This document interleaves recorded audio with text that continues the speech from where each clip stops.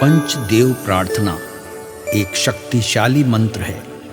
प्रातःकाल सच्चे मन से इसे सुनने से जीवन के सभी दुख तुरंत दूर होने लगते हैं। पंचदेव प्रार्थना को प्रतिदिन सुनने से जीवन के असंभव कार्य भी संभव हो जाते हैं। तो आइए सुनते हैं यह पंचदेव प्रार्थना। गजाननं भूतगणादिसेवितं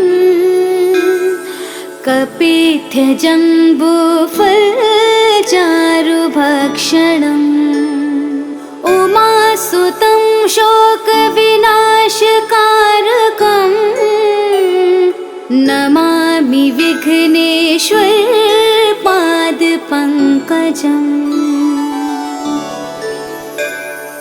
कर्पूरगौरं करुणावतारं संसारसारं भुजगेन्द्रहारं सदा वसन्तं हृदयारविन्दे भवं भवानी सहितं नमामि।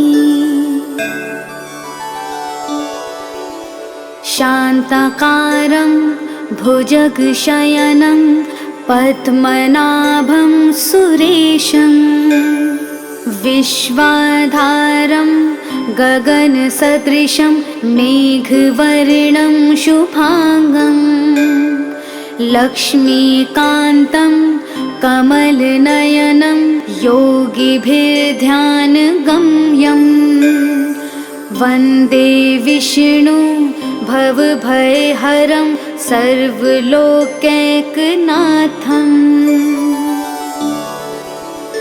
नीलाम्बुजश्यामलकोमलाङ्गं सीतासमारोपितवामभागं पाणो महासायकचारुचापं नमामि रामं रघुवंशनाथम्।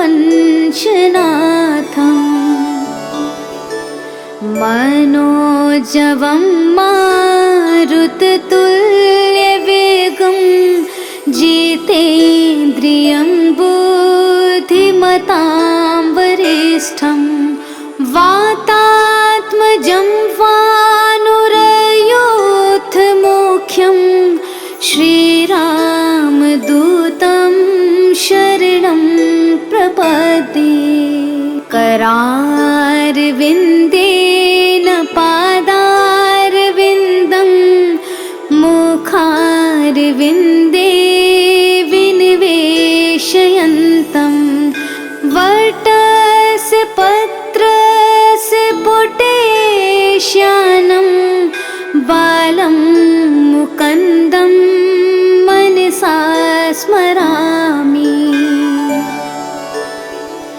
या देवी सर्वभूतेषु शक्तिरूपेण संस्थिता नमस्तस्यै नमस्तस्यै नमस्तस्यै नमो नमः।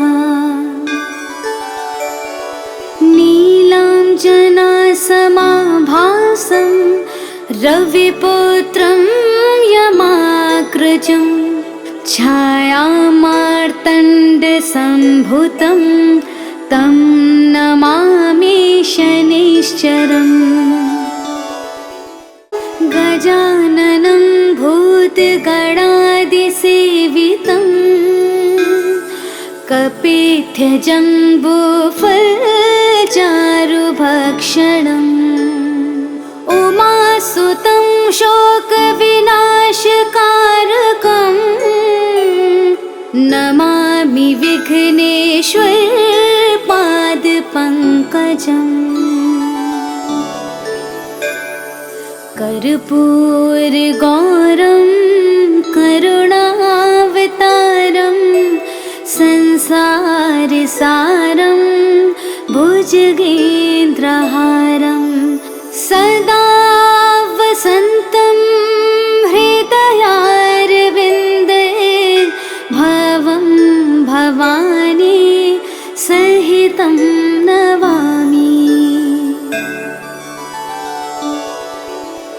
शान्ताकारं भुजगशयनं पद्मनाभं सुरेशं विश्वाधारं गगनसदृशं मेघवर्णं शुभांगं लक्ष्मीकान्तं कमलनयनं योगिभिर्ध्यानगम्यं वन्दे विष्णु भवभयहरं सर्वलोकैकनाथम् नीलाम्बुजश्यामलकोमलाङ्गं सीतासमारोपितवामभागं पाणो महासायकचारुचापं नमामि रामं रघुवंशनाथम् मनोजवं मारुततुल्यवेगं जितेन्द्रियं बुद्धिमतां वरिष्ठं वातात्मजं वानुरयोधमुख्यं श्रीरामदूतं शरणं प्रपद्ये करारविन्देन पादारविन्दं मुखारविन्दे विनिवेशयन्तं वटस्य पत्रस्य पुटेश्यानं बालं मुकुन्दं मनसा स्मरामि। या देवी सर्वभूतेषु शक्तिरूपेण संस्थिता नमस्तस्यै नमस्तस्यै नमस्तस्यै नमो नमः। नीलाञ्जनासमाभासं रविपुत्रं यमाग्रजं छायामार्तण्डसम्भुतं तं नमामि शनैश्चरम् गजाननं भूतगणादिसेवितं कपिध्वजम्बूफलचारुभक्षणम् उमासुतं शोकविनाशकारकम् नमामि विघ्नेश्वरपादपङ्कजम् कर्पूरगौरं करुणावतारं संसारसारं भुजगेन्द्रहारं सदा वसन्तं हृदयारविन्दे भवं भवानी सहितं नमामि। शान्ताकारं भुजगशयनं पद्मनाभं सुरेशं विश्वाधारं गगनसदृशं मेघवर्णं शुभांगं लक्ष्मीकान्तं कमलनयनं योगिभिर्ध्यानगम्यं वन्दे विष्णु भवभयहरं सर्वलोकैकनाथम्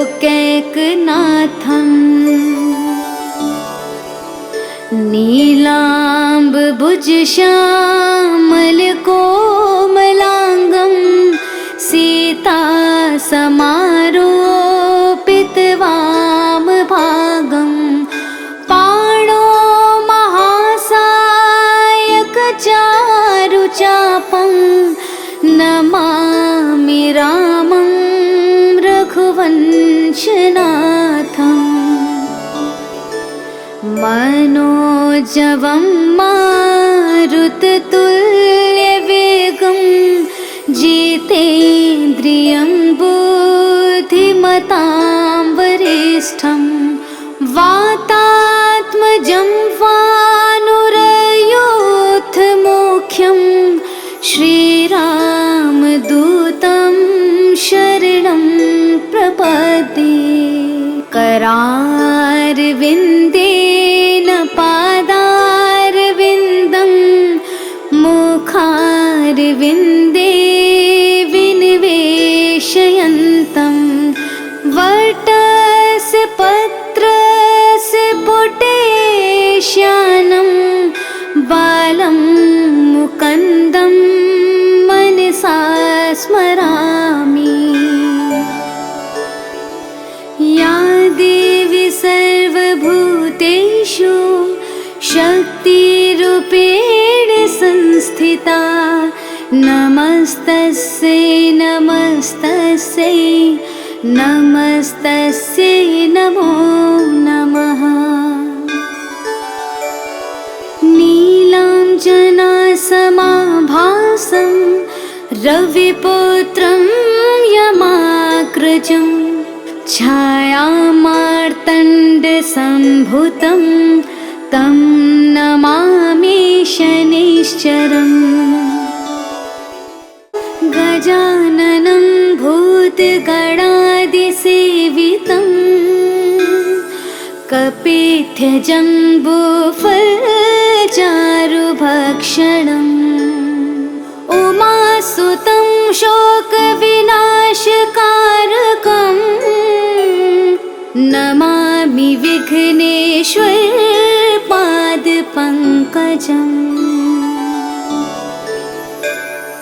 कर्पूरगौरं करुणावतारं संसारसारं भुजगेन्द्रहारं सदा वसन्तं हृदयारविन्दे भवं भवानी सहितं नमामि। शान्ताकारं भुजगशयनं पद्मनाभं सुरेशं विश्वाधारं गगनसदृशं मेघवर्णं शुभांगं लक्ष्मीकान्तं कमलनयनं योगिभिर्ध्यानगम्यं वन्दे विष्णु भवभयहरं सर्वलोकैकनाथम्।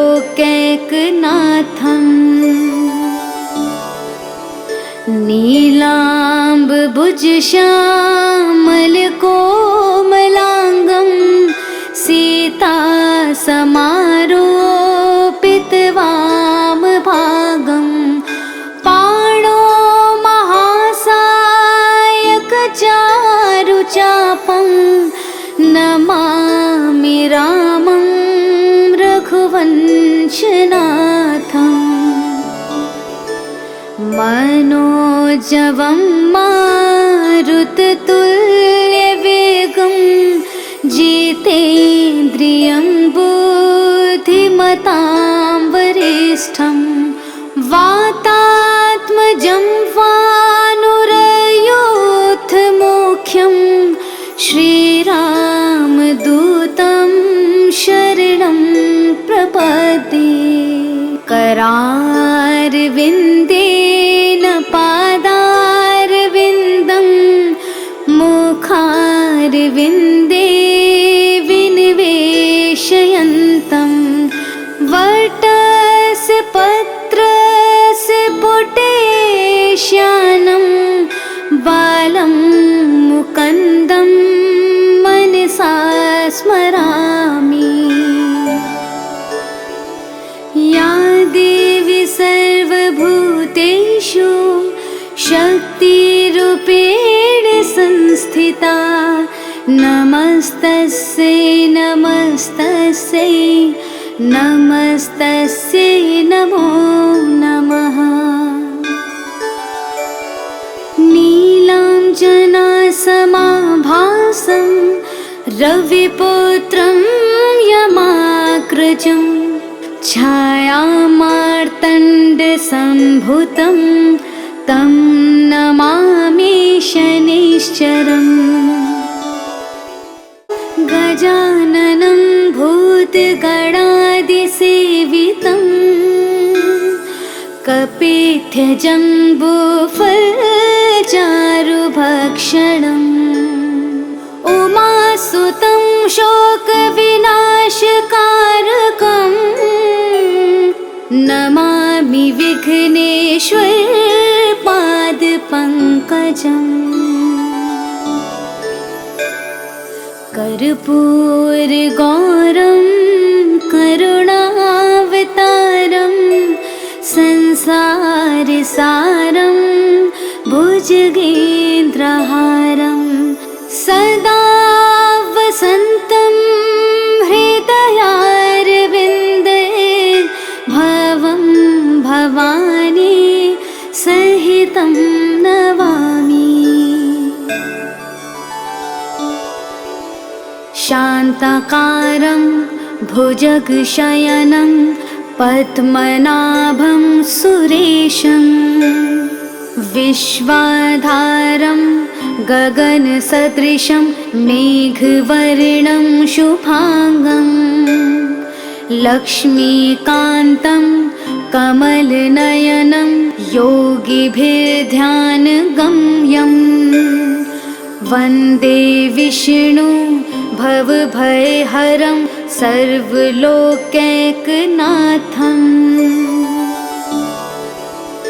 नीलाम्बुजश्यामलकोमलाङ्गं सीतासमारोपितवामभागं पाणो महासायकचारुचापं नमामि रामं रघुवंशनाथम्।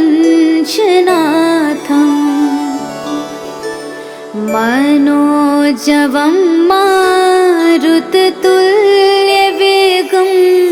जितेन्द्रियं बुद्धिमतां वरिष्ठं वातात्मजं वानुरयूथमुख्यं श्रीरामदूतं शरणं प्रपद्ये। करारविन्देन पादारविन्दं मुखारविन्दे विनिवेशयन्तं वटस्य पत्रस्य पुटेश्यानं बालं मुकुन्दं मनसा स्मरामि। या देवी सर्वभूतेषु शक्तिरूपेण संस्थिता नमस्तस्यै नमस्तस्यै नमस्तस्यै नमो नमः। नीलाञ्जनासमाभासं रविपुत्रं यमाग्रजं छायामार्तण्डसम्भुतं तं नमामि शनिश्चरम्। गजाननं भूतगणादिसेवितं कपित्थजम्बूफलचारुभक्षणम् उमासुतं शोकविनाशकारकं नमामि विघ्नेश्वरपादपङ्कजम्। कर्पूरगौरं करुणावतारं संसारसारं भुजगेन्द्रहारं सदा वसन्तं हृदयारविन्दे भवं भवानी सहितं नमामि। शान्ताकारं भुजगशयनं पद्मनाभं सुरेशं विश्वाधारं गगनसदृशं मेघवर्णं शुभांगं लक्ष्मीकान्तं कमलनयनं योगिभिर्ध्यानगम्यं वन्दे विष्णु भवभयहरं सर्वलोकैकनाथं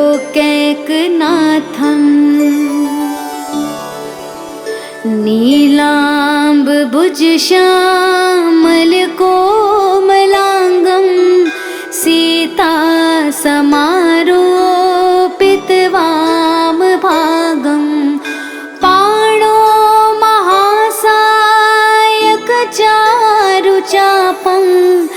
नमामि रामं रघुवंशनाथम् मनोजवं मारुततुल्यवेगं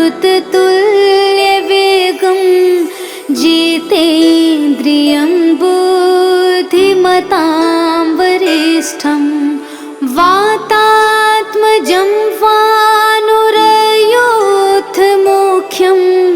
श्रीरामदूतं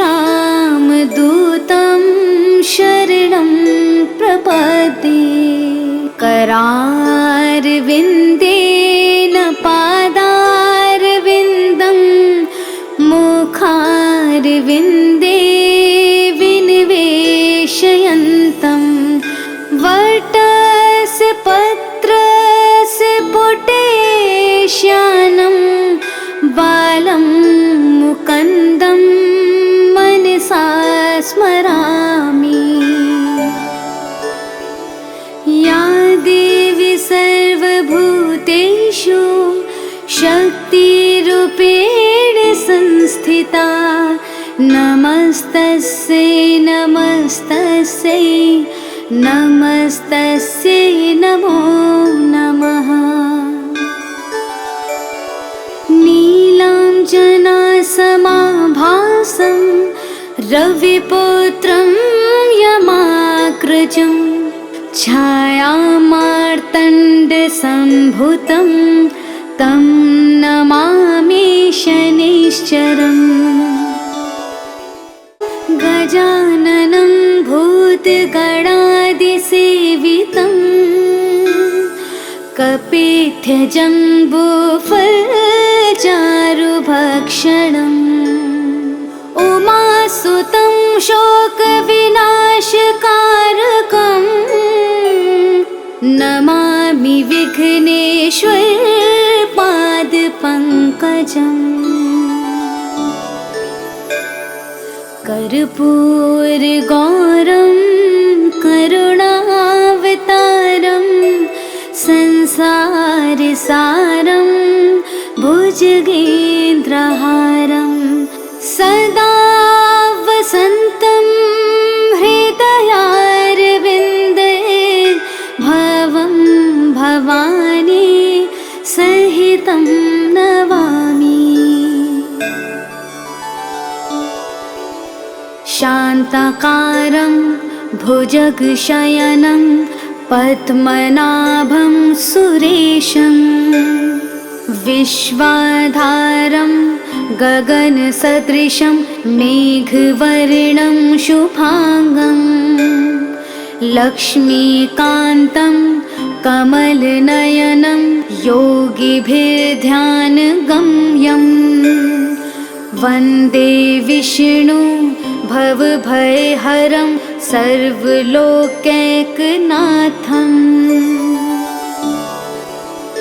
नीलाम्बुजश्यामलकोमलाङ्गं सीतासमारोपितवामभागं पाणो महासायकचारुचापं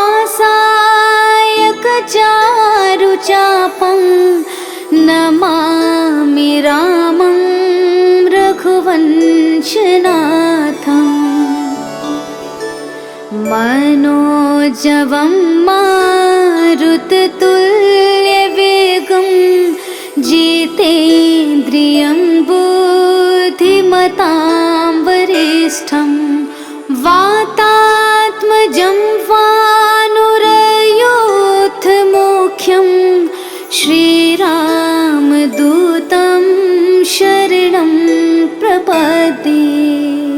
करारविन्देन पादारविन्दं मुखारविन्दे विनिवेशयन्तं वटस्य पत्रस्य पुटेश्यानं बालं मुकुन्दं मनसा स्मरामि। या देवी सर्वभूतेषु शक्तिरूपेण संस्थिता नमस्तस्यै नमस्तस्यै नमस्तस्यै नमो नमः। नीलाञ्जनासमाभासं रविपुत्रं यमाग्रजं छायामार्तण्डसम्भूतं तं नमामि शनैश्चरम्। गजाननं भूतगणादिसेवितं कपित्थजम्बूफलचारुभक्षणम् उमासुतं शोकविनाशकारकं नमामि विघ्नेश्वर पादपङ्कजम्। कर्पूरगौरं करुणावतारं संसारसारं भुजगेन्द्रहारं सदा वसन्तं हृदयारविन्दे भवं भवानी सहितं नमामि। शान्ताकारं भुजगशयनं पद्मनाभं सुरेशं विश्वाधारं गगनसदृशं मेघवर्णं शुभांगं लक्ष्मीकान्तं कमलनयनं योगिभिर्ध्यानगम्यं वन्दे विष्णु भवभयहरं सर्वलोकैकनाथम्।